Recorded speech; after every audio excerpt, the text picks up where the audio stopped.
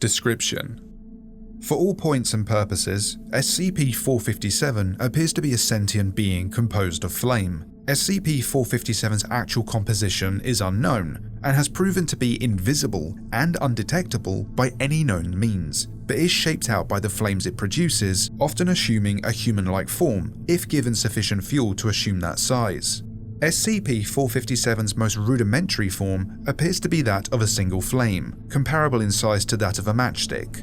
In this form, SCP-457 possesses only the simplest of directives, and shows no signs of being unusual compared to any other flame, beyond a penchant for suddenly flickering to burn human hands, and the ability to jump to more flammable materials or other flames, which it then assimilates into its total form.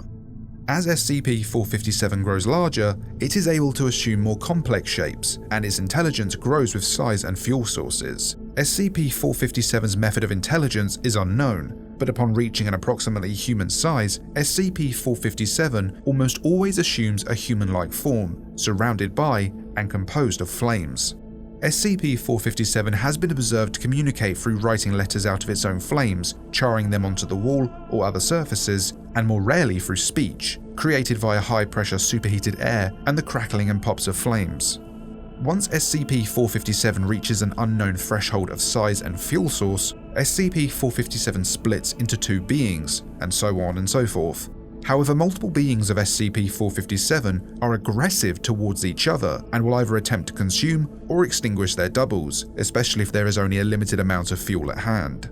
SCP-457's behavior is largely predictable, as its goals are simply to acquire larger sources of fuel and to spread. The danger of SCP-457 comes from its ability to increase intelligence with size and apparent ability to learn and mimic behaviors.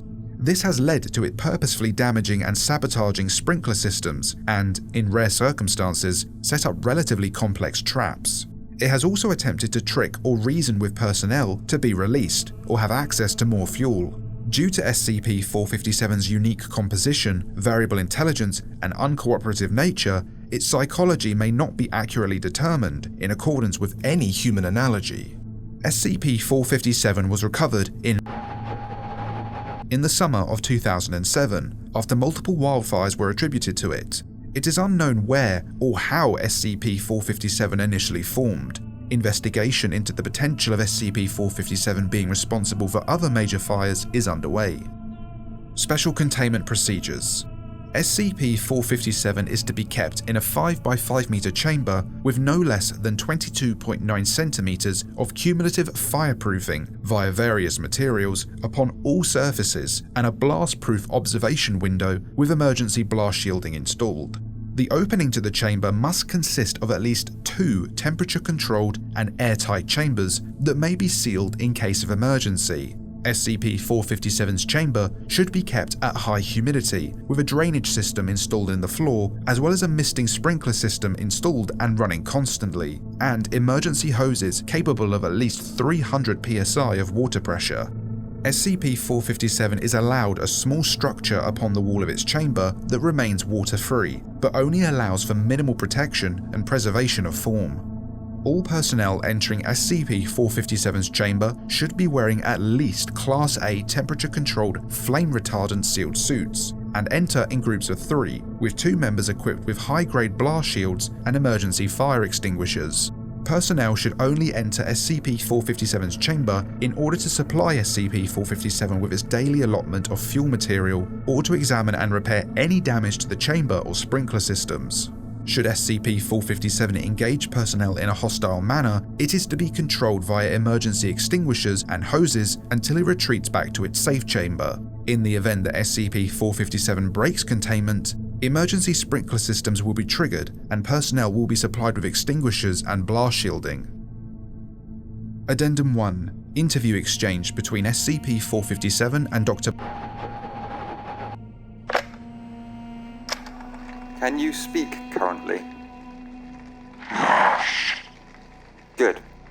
Would you mind answering some questions? SCP-457 does not reply. I'll take that as a no. How do you feel about being confined?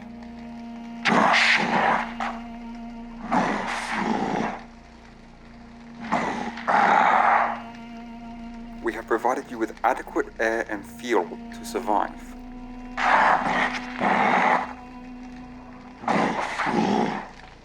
Are you saying that you cannot grow?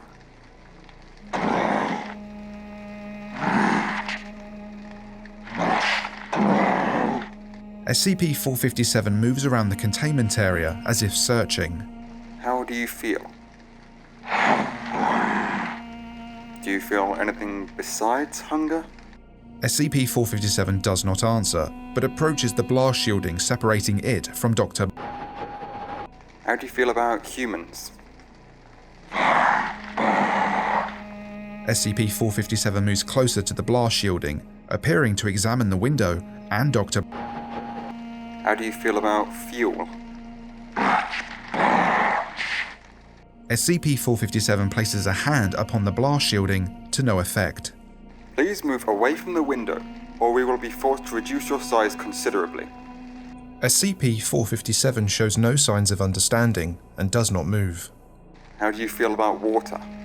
SCP-457 emits a high-pitched scream of superheated air and presses its body against the blast shielding. Please move away from the window, or we will be forced to turn the sprinklers back on. SCP-457 backs away from the window, still screaming, hissing, and snapping. Do you understand that? Stay away from the window, and you will not be doused.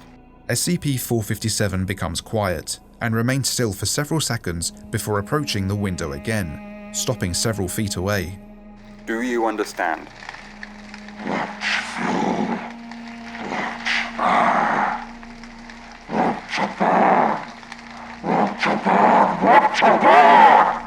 SCP-457 repeats itself, growing louder and louder and beginning to move about the containment area rapidly, apparently searching the walls and ceilings for a way out. There is not a way out, if you would please.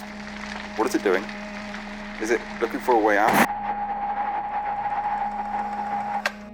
At this point in the interview, SCP-457 managed to severely damage much of the sprinkler system and destroy a portion of the fuel injector that had been sustaining its intelligent form, giving it free access to several gallons of gasoline. The interview recording was recovered via security footage from before the blast. SCP-457's temporary breach of containment came from an exploitation of the sealant used to attach the blast shielding to the rest of the chamber. How SCP-457 managed to learn of and exploit this weakness is unknown, and it has since been moved to a higher security chamber. Addendum 2. Due to the excessive resource requirements in keeping SCP-457 contained, locating a permanent renewable fuel source is currently a high priority. Proposals so far include, but are not limited to, use of starch dust obtained from SCP-1689 potatoes, use of SCP-124 to rapidly produce sources of biofuel. Approval of one or more of these proposals is pending review. Check out this video for another great story, and be sure to like and subscribe if you made it this far. Big up Jade for making the artwork for this video, and to my patron Zehex for voicing the Doctor. Big up all the patrons and members, and special thanks to Viger, Zehex, and Andre Bashert.